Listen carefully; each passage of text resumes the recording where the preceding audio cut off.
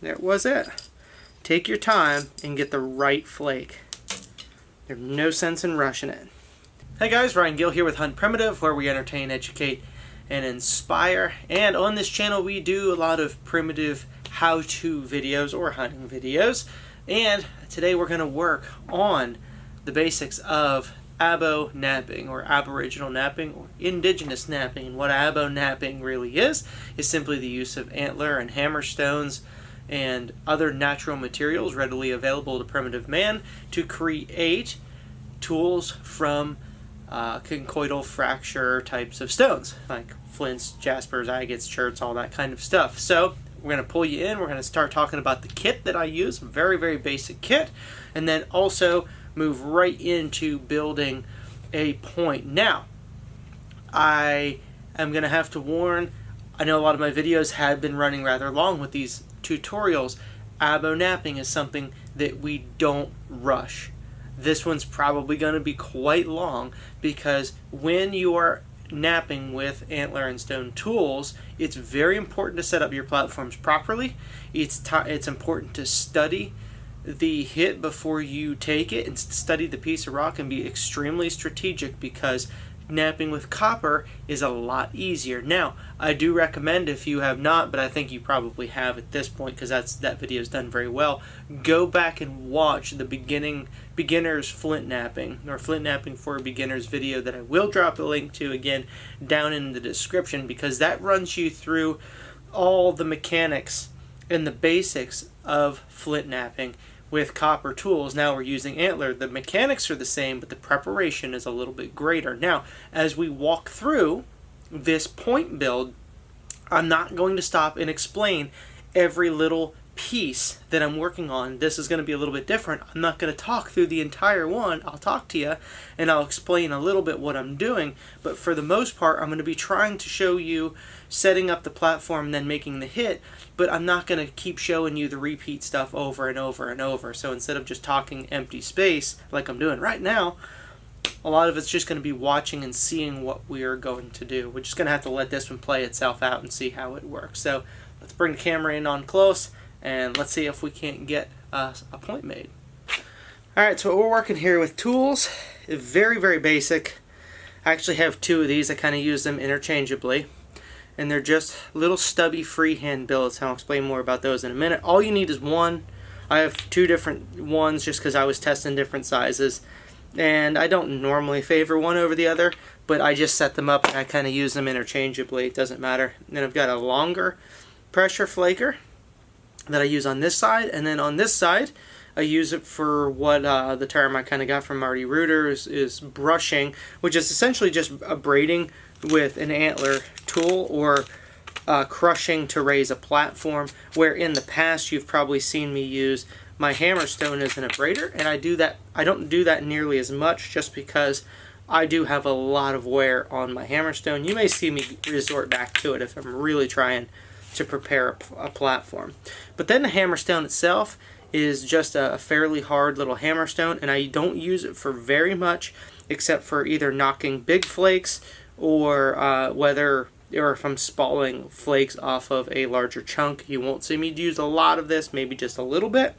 And then when everything's all said and done, we've got a little micro antler flaker, and the only thing you use this for is your little fine edge work, because this tip will not hold up to any sort of real abuse. This is just edge work and maybe a little bit of fine notching at the end, but that's all that's for. So essentially what you're going to be looking at is me using these four tools and my leather pad, and of course this is all part of the Abo napping kit that you can also now get on my site, huntprimitive.com. However, I know when it comes to Abo napping stuff, it's kind of fun to put together your own kits instead of purchasing one, which is perfectly fine. The unfortunate side about it is not everybody has a good access to antler, and antler is actually becoming quite expensive, especially for long tines and really, really dense billets like these. So they are a little bit expensive. Now, if you recall, and I'll put a link back in the description again, referring again back to the beginner's flint knapping video that I did.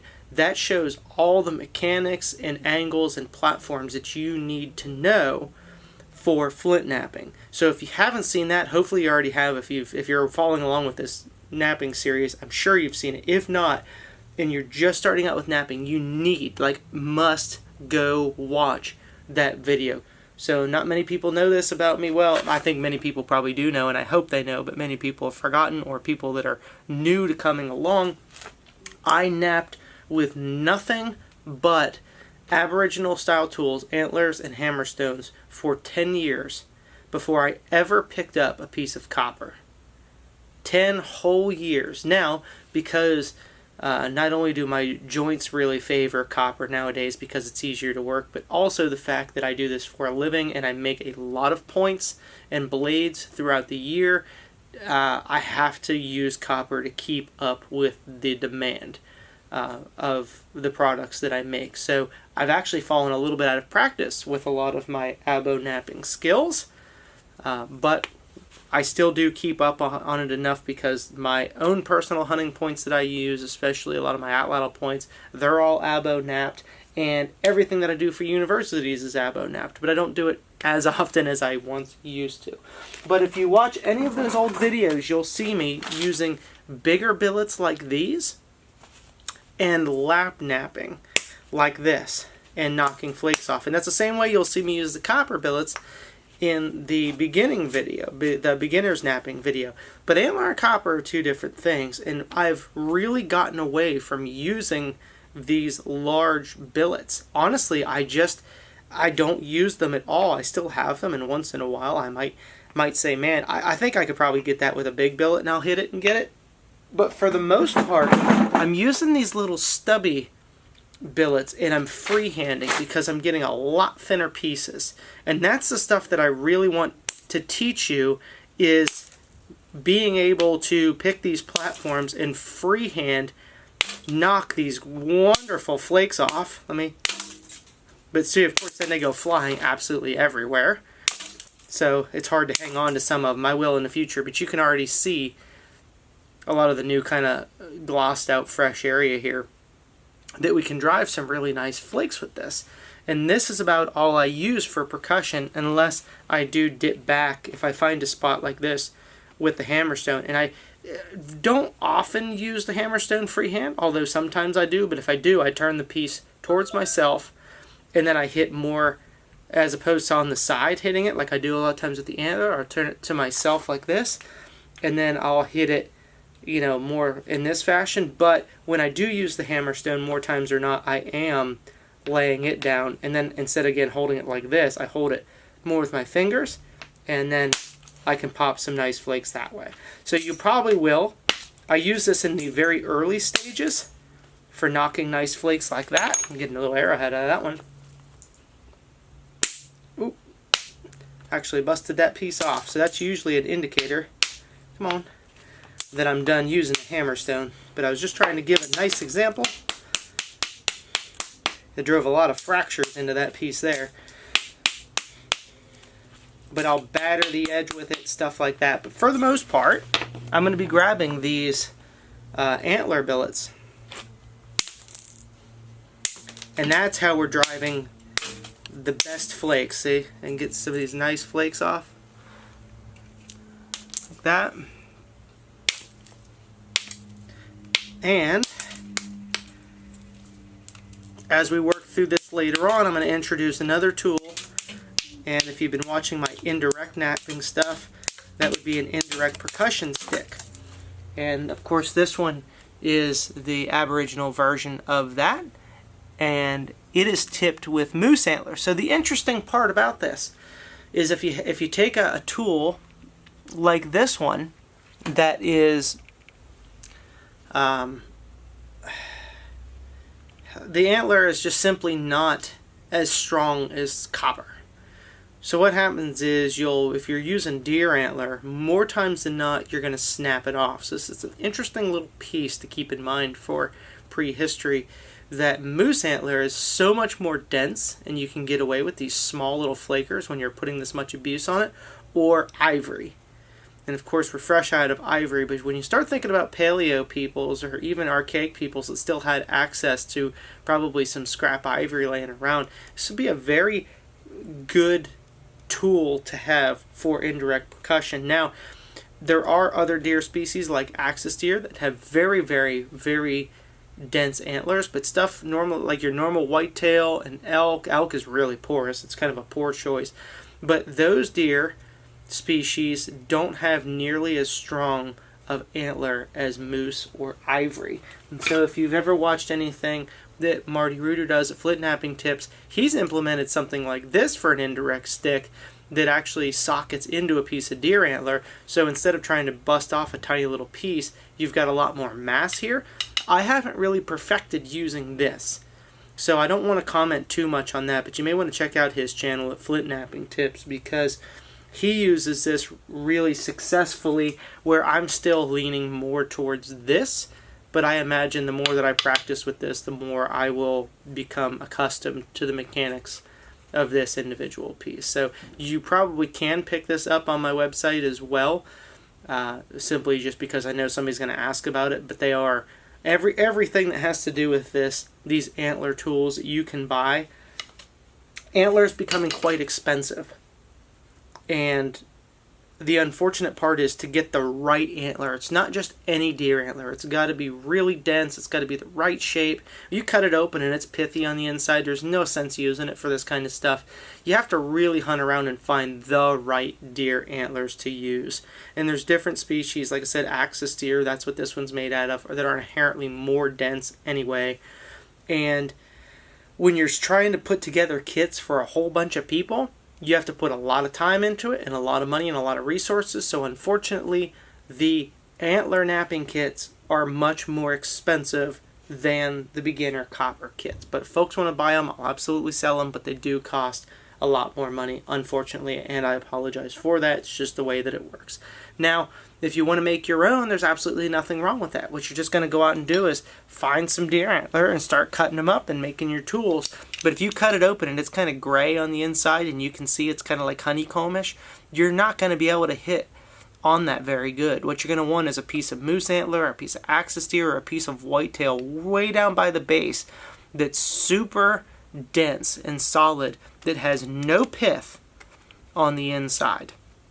And that's what you're going to want for these little stubby flakers or percussion billets. So realistically, if you said, hey, if you were traveling, let's say, Ryan Gill, I'm traveling and I'm going to carry a knapping kit with me. What are you going to walk around with? I'm going to bring this and a leather pad. So the hammerstone, the little flaker, the larger flaker, and one of these is all I need. If I have the extra space, then I will absolutely bring one of these, and then we can basically use any stick or large bone. I have a wood mallet I use here, but realistically you can pick up like a bison femur. In fact, I have one. I'll probably go pick that up and use it just because it fits the video a little bit better. You can pick up any stick or a big bone to use as a mallet to hit this thing with. So these are the top tools to choose from. Now, of course, it doesn't hurt to have extra flakers, because sometimes as you will work antler, they're going to wear down. That is inevitable with working antler. So just be prepared for that they're just not going to last forever. So now that I gave you as much information as I possibly can, we're going to work through and we're going to make some sort of point out of this, probably just some sort of atlatl point, archaic or woodland looking piece. And we'll see what we can work out of this. So this is how I run this freehand percussion knapping. And like I said, I much prefer the small billets using freehand to the larger lap knapping pieces. Just because of that, I'll show you. Now what I'll probably do is I'll hammer off a big beautiful flake doing it. But I feel that's what happens to me all the time, is I constantly am crushing edges and I'm not getting, there's a lot of shock. I've been breaking points, and I struggled with that for years until I started adopting these little stubby ones. And actually Justin Cook was the one I think that originally told me, hey, try these out, and I was like, nah, it doesn't look like it's gonna do much. And then I walk out and start driving these massive freehand flakes, and I'm like, oh man, this is really a game changer. So I've completely switched over to running this. Oh, I got a horrible little crystal pocket. You see that right there? Guarantee you we're going to break that unless we work down through it. So we may end up snapping this baby in half and working down into a small point. That's just the way it's going to be. But we're going to keep working it. So, but anyway, so much better flake removal with this little freehand number.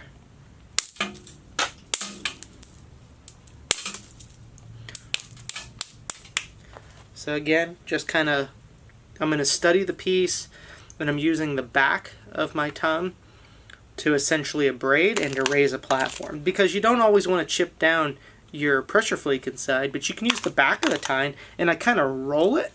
So it's not like I'm not rolling necessarily this way, but I'm actually rolling it this way along the edge and pushing down.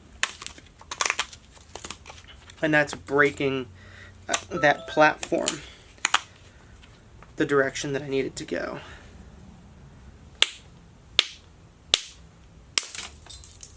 Okay.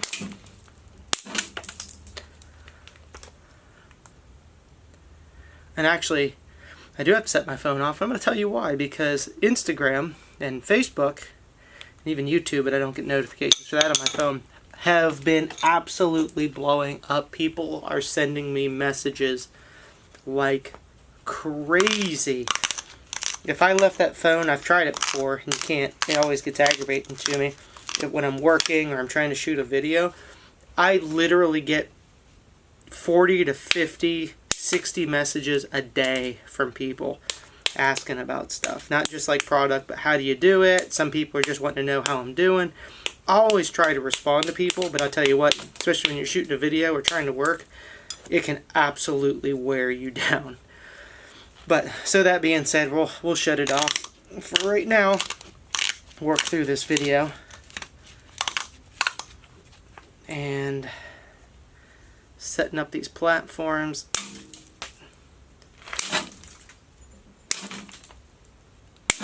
There we go. That's a nice one there. Run across the top of that.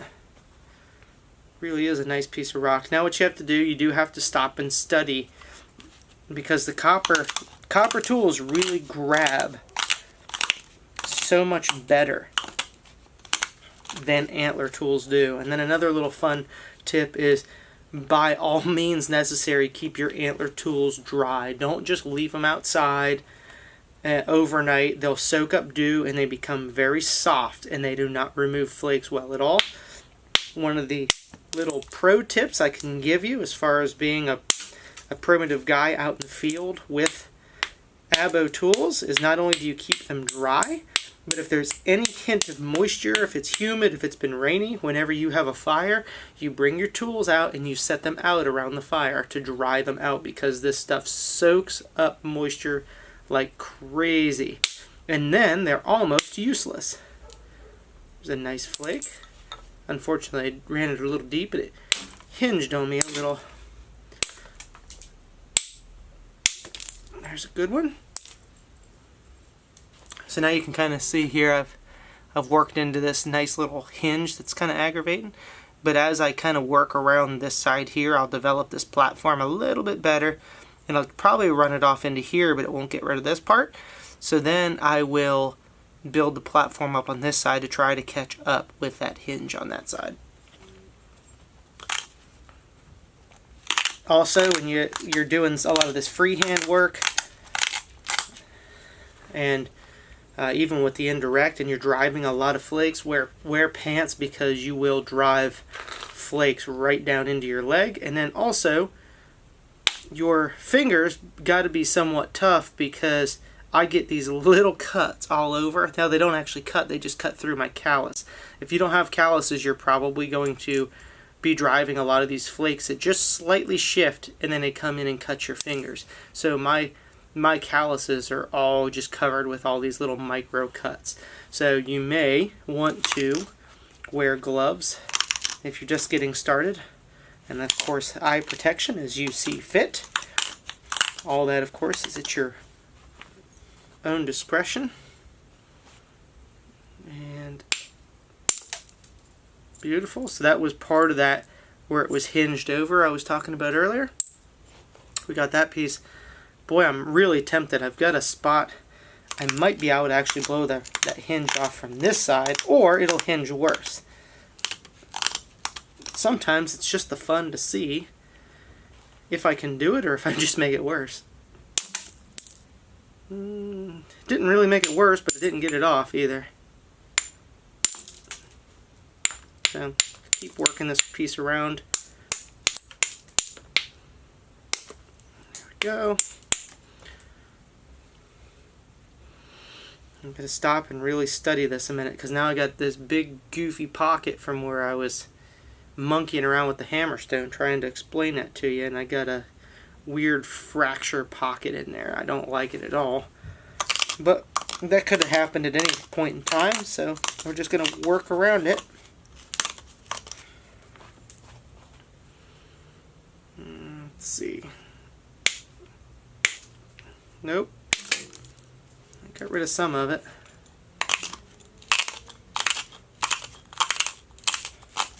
So this is me rolling, and I'm building that platform from this side up and over.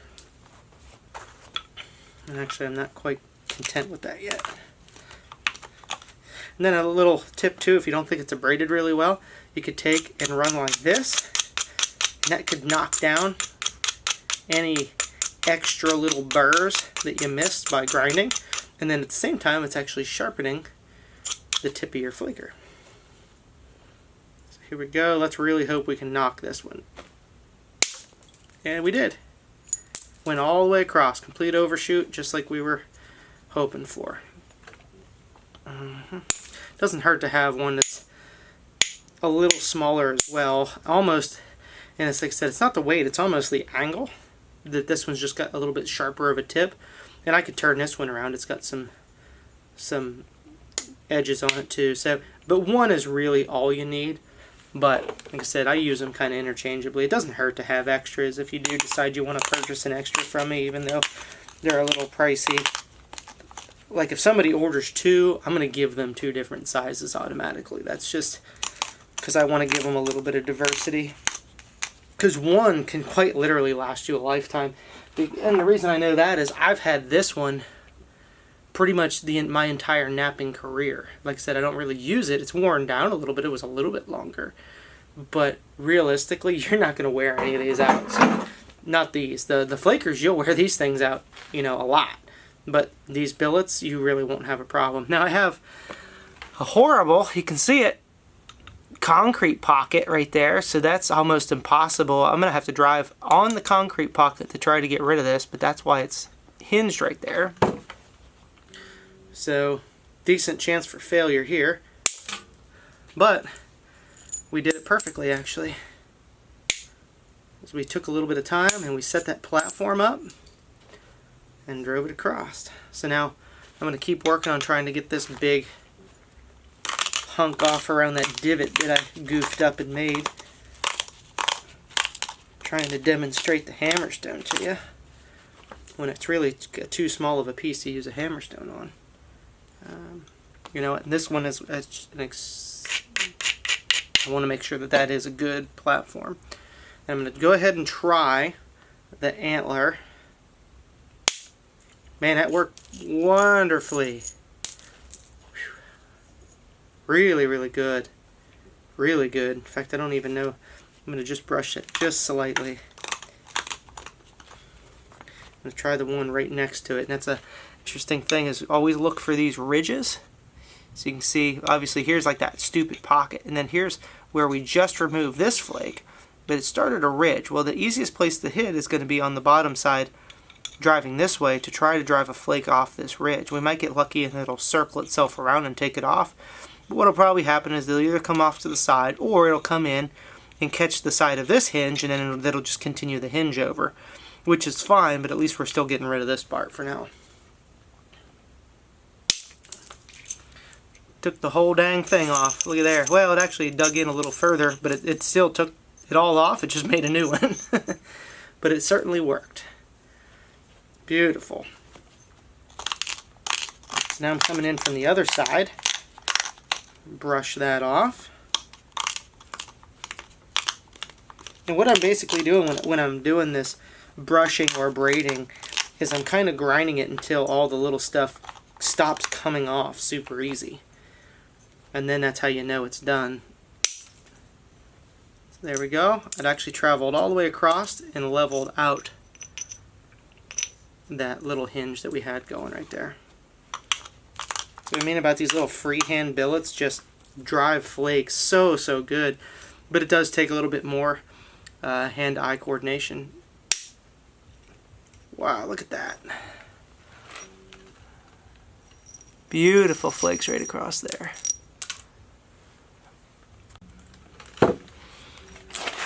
I'll just have to make a real conscious effort to keep it in. Hopefully it's not been too blurry for you thus far. I'm trying to figure out whatever settings I can get the best focus for you and still see what I'm doing. So it may take me a second whenever I'm talking. I'll wait for it to focus and show you. But we may have some blurry moments. Just part of it, I guess. So anyway, I'm going to build some platforms. We're getting up here around this crystal pocket. So we're either going to run across and eventually get rid of it, or we'll break it out. Chances of it staying in there throughout the point is slim. However, it would make for a pretty cool point.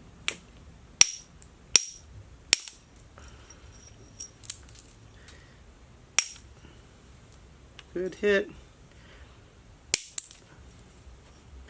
Another good one. So I can't encourage you enough to try this and not worry about these big long lap napping billets. The lap napping stuff works so good with copper, but the Antler tools work so much better freehand. Like, I do a lot of freehand work too with copper, you'll see, especially like with the little rascal that I use. But I'm pretty much exclusive at this point with the Antler billets, using them freehand.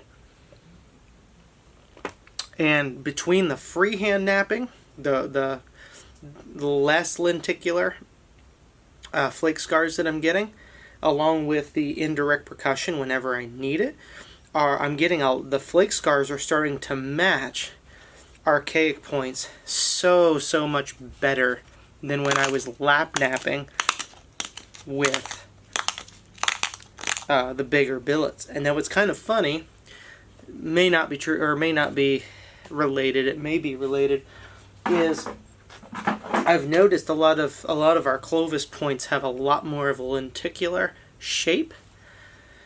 And I feel like I achieved that more with this, with the bigger billet, which would be an earlier style of napping, and then also a little bit of indirect, but not a whole lot.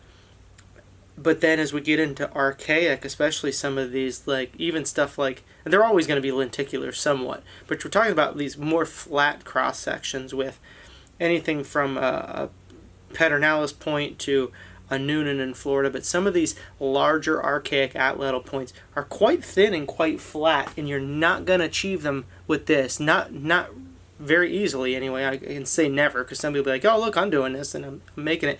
But I am getting so much better flat results from the freehand billets and from the indirect percussion. So kind of a little interesting segue into one of the other projects that we are currently working on with studying different flake scars comparable to time frames. That's kind of interesting work that we are in fact doing at the moment. So this is one of those flakes. This is going to be difficult. Nope. There, I got it. Usually I say if you hit it a couple times and it doesn't go, don't force it. And that was one that I decided I was going to force it one way or another. I didn't really have that much of a choice. I got another little crystal pocket right there, but it's tiny. So I got a big crystal pocket here, a little one here, and then a little one there. But so we might hinge that at some point, but not that time.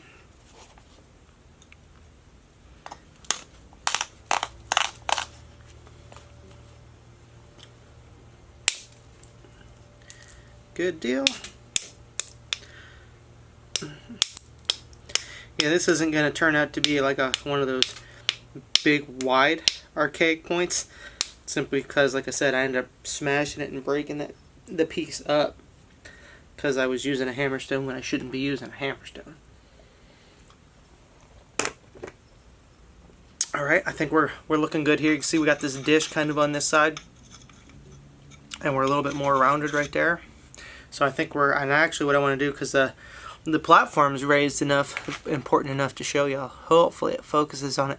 You can see the platform, but it's got a slight dish. It's for some of these other flakes that came out, so if I hit it here, it's going to go in about 1/4 of an inch and start step fracturing on me. So what I have to do is actually take this off and then rebuild the platform. So I'm actually taking off the side that I want to take the main flake off of, which is opposite of what you normally want to do.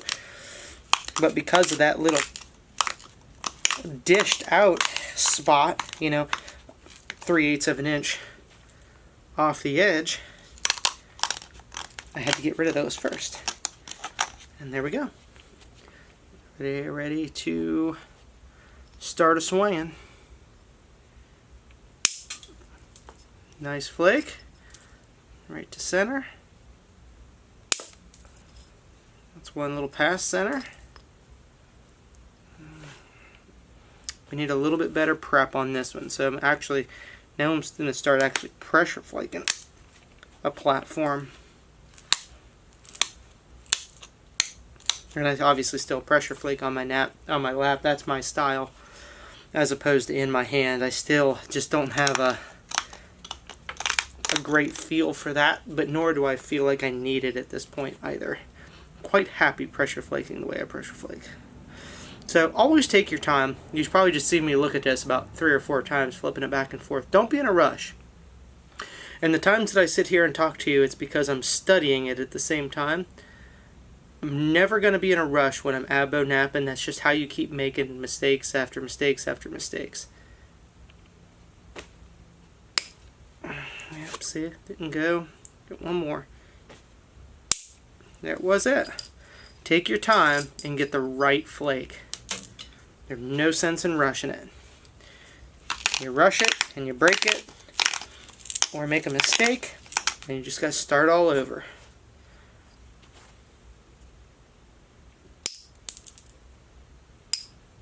Now, up here at the tip, I'm not really hitting the crap out of it. Just enough to make it travel across. But you'll notice a lot of these ones that are in the center, when I'm really trying to drive a flake, I am not shy about hitting it, because I don't want to hit it and stop. I want to hit it and follow through with it, because if you only hit it a little bit, that's going to go in and it's going to step fracture, because it needs the energy to carry it all the way out the other side. It's okay to miss. See how we're running these really thin flakes. They're about paper thin, and really going to center or past. See, now I didn't hit that one quite as hard, and I should have. So you can tell it because the flake stuck on there. Oh, let's get her focused in. You can see the flake stuck on there. If I would have hit it harder, it would have traveled a little bit further. So now I have a little bit of a mistake. It's not bad, but it's the start of a little step fracture right there. And I should have just hit it a skosh harder, but that happens. Alright, we're getting up around that crystal pocket again. Making me a little worrisome around it. Now, I do want to point this out, because this is important. Remember, this isn't just blind hitting all the way to center. I'm still looking at these ridges. Hopefully you can see that ridge. It's basically running from here right to the top of that crystal pocket. You can direct your hits by the angle that you hit them. So instead of me, when I'm swinging, I'm actually pushing it down the ridge of this flake, as opposed to being here and hitting it off the side, because you're going to be directing the energy off to the side. And that's not what we want. So that's when you start changing some of the different directions that you swing. And you'll see, instead of me hitting it directly from the side, I'll lean it into me a little bit, because I'm actually trying to direct that flake down the spine of that ridge.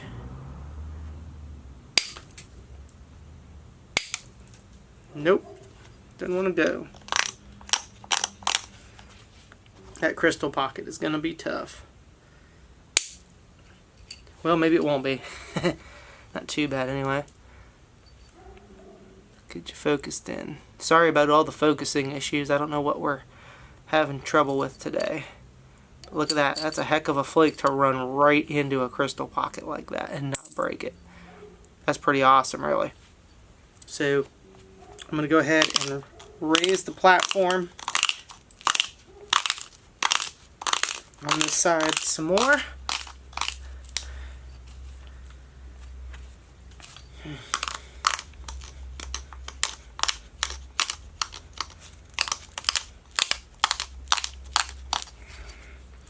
And we're going to keep at it. Let's see. Now this one's kind of interesting because it's only going to come in here just a tiny ways, because there's like a little bit of a ridge. I don't know if y'all can really see that. I think you can. Here's the dip, that last flake we just did where the crystal pocket, and then I'm worried I'm going to get a hinge right here, but I might. But then we just continue, got to keep working it down, and hopefully we can get it out. But I guess you never know. And I can still snap that thing right on that crystal pocket. It could happen at any time. So I called it. Where did my tool go? Remember, I just called it and said when I hit it right there, I'm going to get a step fracture.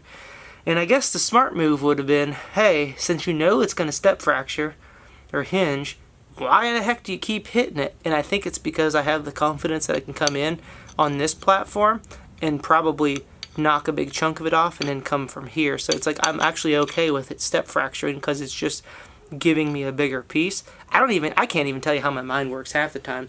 I don't know if some of it's controlled chaos where it actually makes sense, or if it's my stubborn personality of I do what I want, and if it's going to step fracture, I'm going to do it anyway, and then I'm going to beat it at its own game or break it. And that's probably what keeps me from being the best napper in the world, is my stubborn personality. So we got most of it there.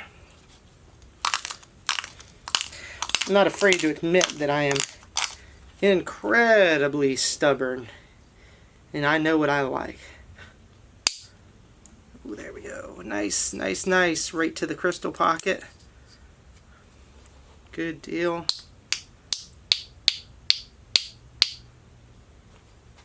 I got one more here. I think I can really get that.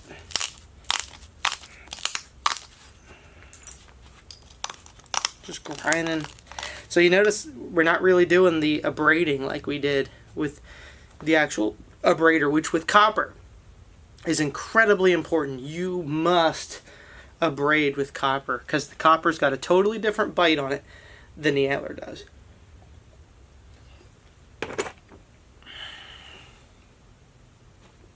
Now is one of those situations that I'm really happy to use the Indirect stick. And in a future video, I'll show you how to use this completely Abo without sitting in a chair, which is pretty neat, but not yet. Now these are a little bit different. You can't set them right on the edge because they don't actually bite. You actually got to set them on top just ever so slightly. Whoop! And I just slipped off before I hit it. There we go.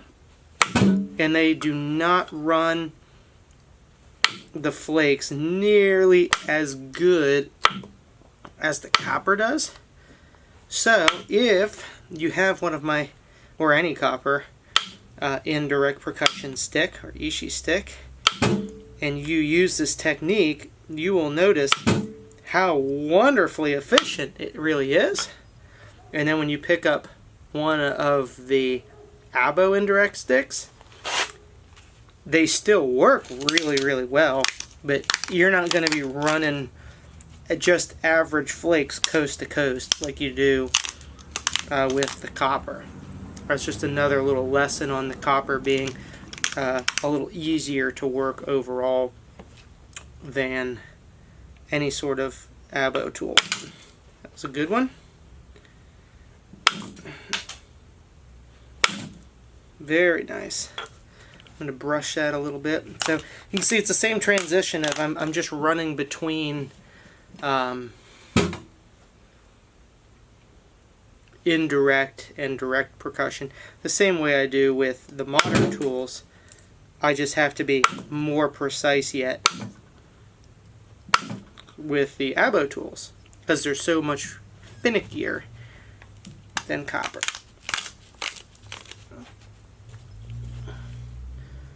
Just really want to study that out. Beauty. Oh, see if you can see that there. So I use that indirect. It was sitting over there. It ran into that crystal pocket somewhere. I don't know. It laid in here somewhere. And I ran it right through that pocket. Perfect. And where's my brushing time? So I'm not going to lie though, while the Abo tool stuff can be really frustrating at times, and it takes longer, and you're going to have more mistakes, there is something so rewarding, and that's what had me stuck on Abo tools for so many years. There's something so rewarding about making a point with nothing but true primitive tools. And for the longest time, I honestly looked at knapping with copper as cheating. And it's not, because the mechanics are still the same, and it's still not super easy. It absolutely is not. When we give knapping lessons to people, it's apparent. It's such a... Copper definitely gives you an edge, but it's not cheating by any stretch of the imagination. But it's eye-opening to use Aboriginal tools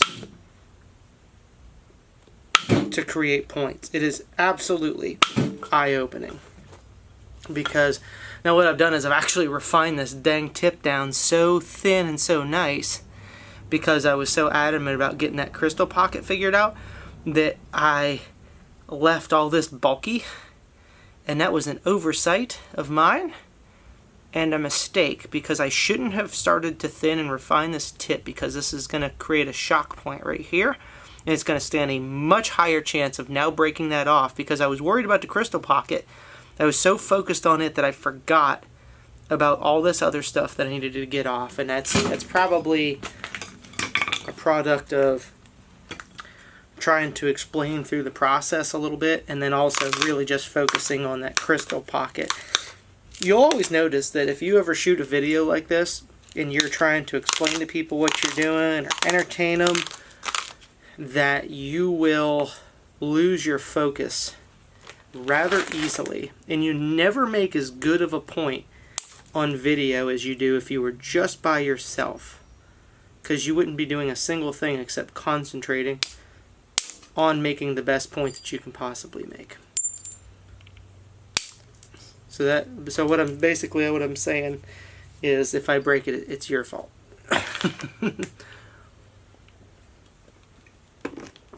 All right. Definitely getting into a tight spot. But I also love doing these videos because it gives me a chance to kind of be uniquely me. And hopefully I teach you some stuff along the way. Beauty. Another good one. Ooh, there you go. Come on. Perfect. Really knocking a couple good ones off there.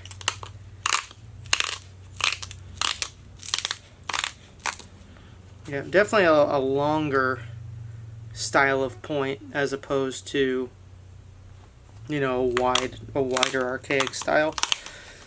But I mean, they certainly made thinner points in archaic times as well. If you want a wider point, realistically, you're just going to have to start with a little bit wider piece of rock.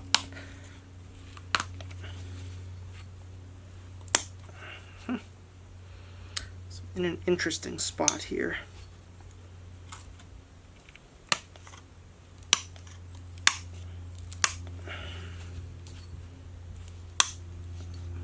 go. Sometimes you just got to pressure flake through some of your platforms. All right, I'm going to take a little bit of a break. And we'll come back and we'll keep going on it. All right, we're back in action. I normally actually don't like to take breaks in the middle of my projects because I tend to lose a place, but no. Just gonna keep looking for our high spots. Got a high spot here and then up here a little bit more, and we're getting into that sketchy point where realistically it's like I should probably stop using this, and I'm about 2 hits away from breaking it and then saying, why did I continue to do it? But here I am, still using it. Got a beautiful flake though. But see, that's kind of the danger with a lot of your Abo tools, is you can quite literally, one bad hit that's inaccurate, that throws the energy off in a weird spot, that can be the difference in breaking a point or it surviving. So, and that's kind of where we're at now, is right down to some of the really important parts of the point. It really now of all times, you don't want to make an accidental hit. You want to concentrate, not be in a rush, set your platforms up, and you want to set your platforms up so well that you're really minimizing the opportunity of breaking it. Study your platforms as much as you do your hit, and if you can say, no, that's going to stop it from flaking, go back and fix it. That's what I'm doing now. I had a little something there I didn't like,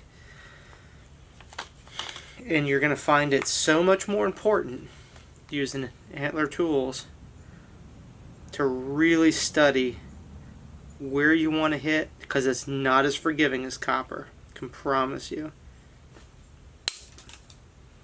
But when it all works out,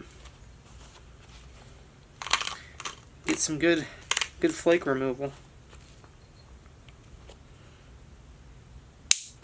Just like that one. Beautiful. We're getting thin. It's nice. It's like you put some time investment into a point like this, and I just want to be like, okay guys, I just showed you, I just bifaced this piece out, it's getting thin, and we're getting close, we're going to call it a day here. But you know I'm not going to do that. I want to do that, but if I break this one, then unfortunately you will never see this footage. So if you're watching this right now, chances are I finish it.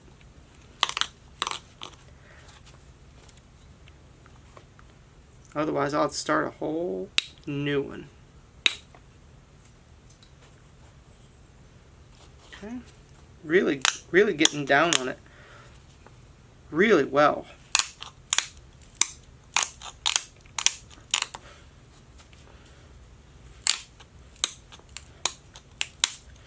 Still haven't even decided really what kind of point I'm going to make from it. I didn't have anything in my head when I started, which is weird because typically, I know people have asked me that before, and you're probably wondering too, like, how can you nap a piece and not know what you're going to make? A lot of times I do. A lot of times, I need to abrade that just skosh. A lot of times I know what I'm trying to make because it's an order, or it's something that I'm trying to make for myself to hunt with. And this is one of those rare situations that I'm just kind of making something to make it, because I want to show you the mechanics of Abo knapping. So it's so unique to me to really pick up a point, or pick up a piece of rock and say, let's make something, and not know what that something's going to be. And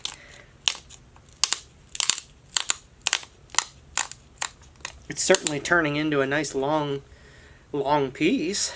But again, I just have no real idea. Realistically, I guess because that's the case, maybe I'll just make this into a completely oval biface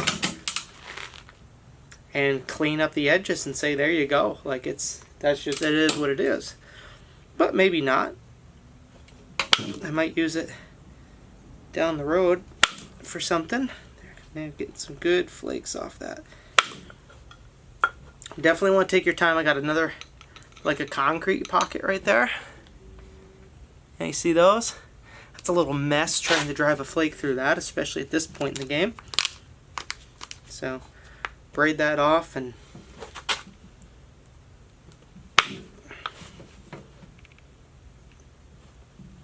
ooh. Oh, I felt that one hit my finger too.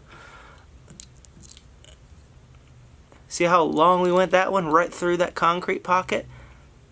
Look at that. That's just about coast to coast on that flake using indirect percussion. I would have not felt confident doing that with direct percussion on that tip. Whew. That's like one of those ones I need to drink after that one. Holy smokes.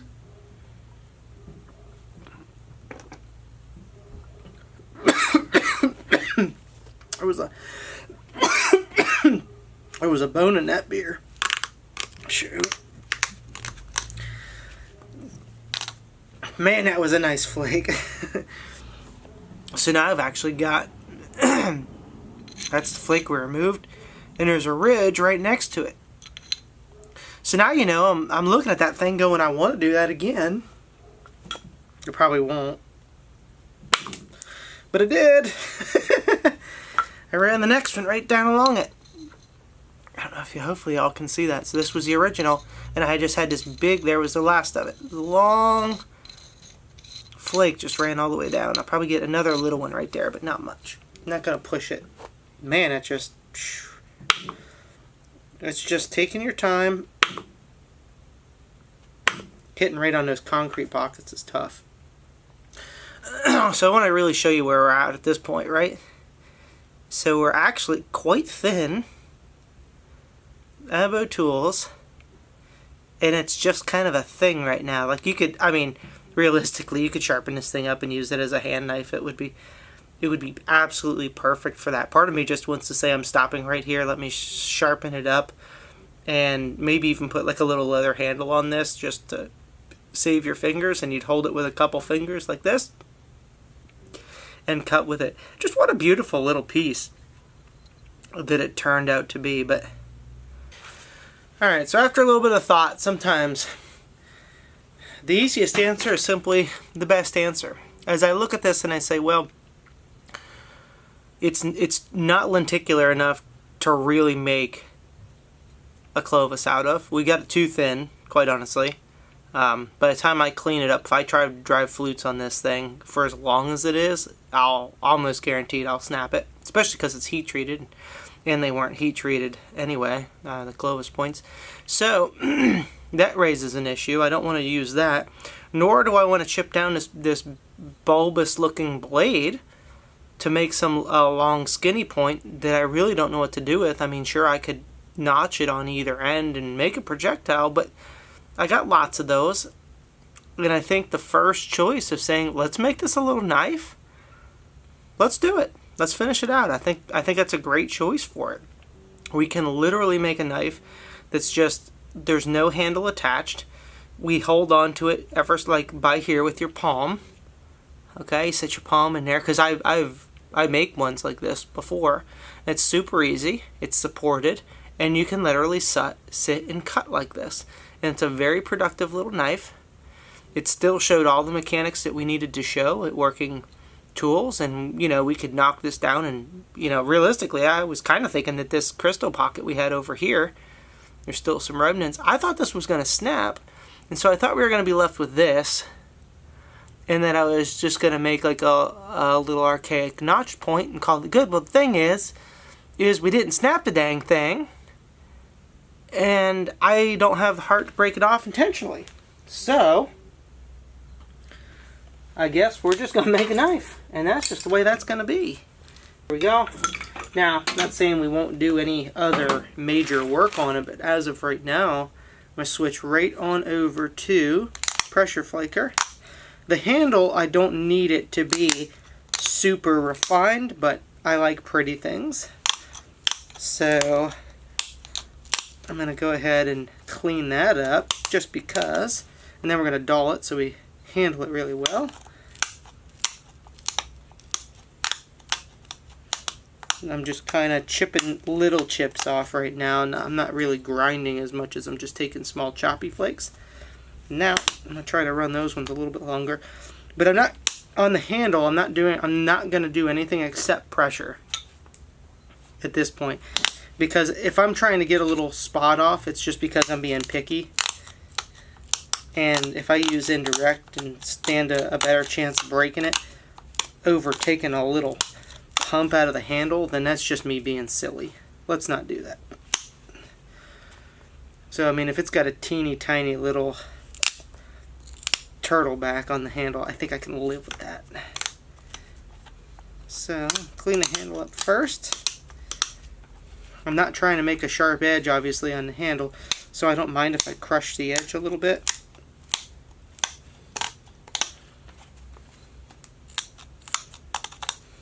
Okay, so the handle's kind of where it needs to be, and we'll go ahead and grind this off, and I'll use the hammer stone to really polish it down. But now I'll work on the kind of the spine, the back spine of the knife. I'm just going to clean that up a little bit as well. It doesn't need too much work at this point.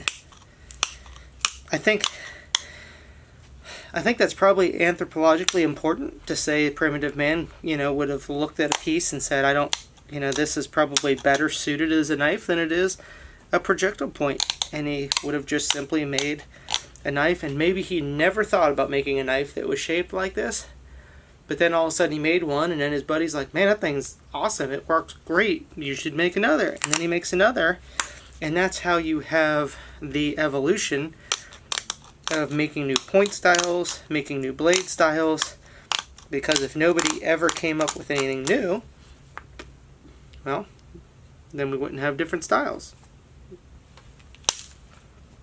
There we go. Got that one off that handle I wanted to get before, but somehow didn't get. So, just cleaning that up.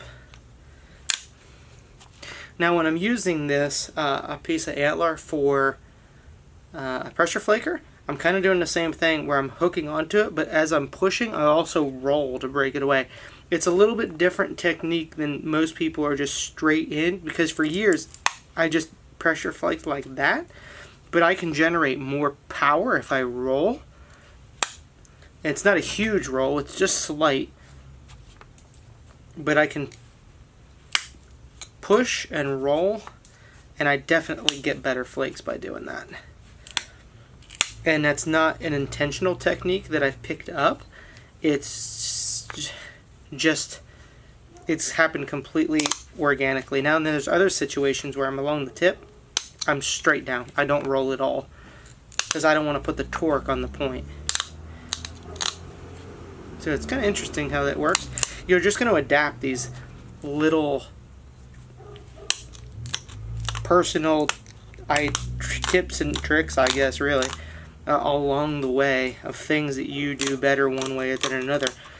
And as your mind adapts to flint knapping, not only will you come up with these things by yourself, you'll pick up a tip from somebody else or whatever, but your mind will automatically, you don't have to think about whether you're going to twist, roll a piece, or you'll literally look at it, not have to make a decision, and the way that it feels in your hands will dictate how you remove that flake. And I know that sounds like really,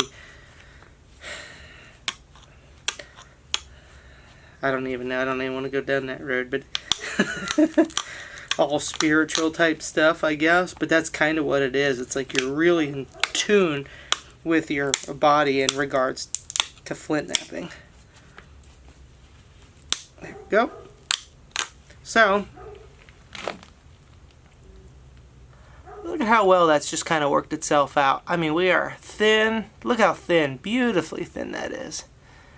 Very uniform. We don't have any major step fractures. All Abo napped.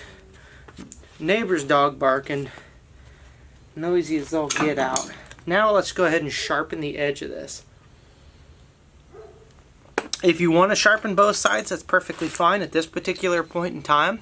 I'm going to run with it just the way it is. In fact, what I'm going to do is intentionally take my hammer stone and I'm just dulling the handle. I'm not dulling where I'm going to do a blade. All the way around. I'm going to go ahead and dull that. You don't want it to get a hold of your hand and rake it open at any point in time, so just make sure you get it all. It doesn't hurt to really grind it off.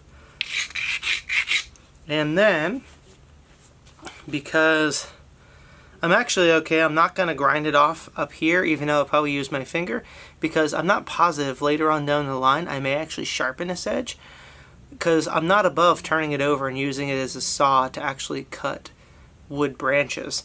But I don't necessarily have to sharpen it. It's okay the way it is. Like, I can cut wood with this. Like, it's not super sharp, but like if you have a serrated edge for cutting flesh or something, you know, you really want that real sharp edge, when you use that on wood anyway, it busts it off and basically makes this edge. So I'm just going to leave this one. It's not sharp enough to cut myself with, but it's still got an edge, as opposed to here is pretty darn dull. So I'll go ahead now, just sharpen just the cutting surface, and then I've got this really neat, unique little knife. Let's see, oh, it's up here. Little tiny micro flaker. And now, it's just like me sharpening in the beginning flint knapping and using a piece of copper. It's the same process. And what's really interesting is on some of the casts that I have, this is a great point to bring this up, because many of you may not be aware. Hang on with me 1 second. I'll be right. So this is not a beautiful example because it's actually the wrong color, but this is a cast of an artifact, and what you probably can't see in person, I'll hold it up really close. Maybe you'll be able to see them. I don't know. Give it a second here. There are multiple teeny tiny pressure flakes, actually smaller than the tip that I'm using. But this is a paleo point. I wouldn't be surprised they actually used a little ivory needle to pressure flake that. But that's something that I've noticed in this artifact casting that I do. I can study it and compare flake scars, and after you do enough of this stuff, you start drawing correlations of that was probably done with indirect, or this was done with direct percussion, or when I freehand knap, I get very similar flake scars that come in and do this wafer out in the middle. And it's so amazing how you can start replicating things on accident. But anyway, the point that I wanted to make on this was I've got so much value from studying casts. So I started casting my own points here at Hunt Primitive. I think many of you already kind of know that. Not only have I been casting my hunting points, but I've also now this year been getting into casting artifacts. And so I'm changing the name. By the time you see this, it'll be up and running, so you can go click a link. I'll drop a link down in the description. I changed the name from the Cast of the Month Club. It still may be called that, but I plan on changing the name to the Artifact of the Month Club, because now I've got some really cool, that's actually on the low end of cool. That one's not super cool, but I did cast this because it is a significant piece for Florida, and I'll explain it more later in the paperwork. But I've got some really cool artifacts, like original pieces from thousands of years ago that I have casted. I've gotten a hold of some people's collections. They've allowed me to cast some pieces. And so, not just doing my own, I still will do some more of my own, but I've also got some really neat artifact casts. And so you can sign up, and it's through a Patreon. And the only reason I do a Patreon, it's not a donation, so I don't use a Patreon the way that most people do, saying, oh, well, you know, pay me for this, sign up for this, or whatever. I use it as like one of those monthly recurring boxes that you get. You know, like they have, like you can order these boxes that comes with different things, except I use it for casts. So so if you sign up for the Artifact of the Month Club or the Cast of the Month Club, whatever it is, on my Patreon, which is just the Hunt Primitive Patreon, and I'll again drop a link down in the description. Every month you'll get a new cast in the mail. So if you love this stuff as much as I do, you can study these, and at first you're just like, cool, that's just a cool point, and I'm gonna look at it for a little bit. But if you really start to study these things, you pick up on so much more, and it makes you a better flint knapper than you were before, because you're like, how did they do that? And when you start analyzing that, it opens up all these new little windows into flint knapping. So do please check that out, because it's just a rollover thing. You sign up one time through Patreon and plug in your credit card, and it will charge your credit card just once a month. And I already have you on a mailing list once you sign up, and then every month I send you a new cast in the mail. And it comes with a nice little description card, and we're actually upping the quality a lot. So like last year's cast of the month was some stuff that, you know, it was points that I've taken animals with, and they were pretty neat. But now that we've upped quality, not only in the casting, but also the points that we are casting. So do check that out at the link down in the description. Okay, so I think we are right down to the end of this. I don't need to refine that edge really anymore, especially since it's a knife. I don't want to make it so fine. That's the difference between a knife edge and a projectile point. You want the knife to be a little, like, slightly blunter. You still want, like, the edge sharp, but the edge geometry needs to be a little bit more blunt than, say, that's pretty sharp, than, say, a projectile point, because the knife will be under a lot more use and pressure, and that blunt edge doesn't have to be quite as sharp because you can put pressure on it. I think that's really good. I'm going to just true the tip up a tiny bit, and I think that is exactly where we need to be. Let's see if we can get it up close to that edge. So it's just antler. Notice, see how I'm starting to evolve where, like, my serrations with knife blades, it's actually still pretty darn sharp. It's not as sharp as a projectile. I don't have the super pronounced little needle tips, and that's because the little needle tips are crazy sharp. But on a projectile, you just want them to go in and do a massive amount of damage like one time, and then they rake off. But now if you're talking about using a knife, the more that you use this, it starts clogging up. But not only that, the second that you hit wood or bone or something like that with it, it'll knock all those perfect little needles off. So then we start changing our knapping habits a little bit, so our knives still have a serrated edge, but you notice that they're almost a little bit more, as opposed to being sharp little peaks like this, that they're almost little rounded flakes that come off. And so that's just different edges for different tools, which is also archaeologically important to look at. So anyway, there's our knife. It was too good to pass up. I mean, for being a completely Abo napped piece, it's beautifully thin, heat-treated Edwards chert, available on my site. Remember the tools, everything. All these videos I do, I spend hours and hours and hours doing these videos for everybody to teach them how to do it. And I have no expectations that people will actually convert over and buy product or materials.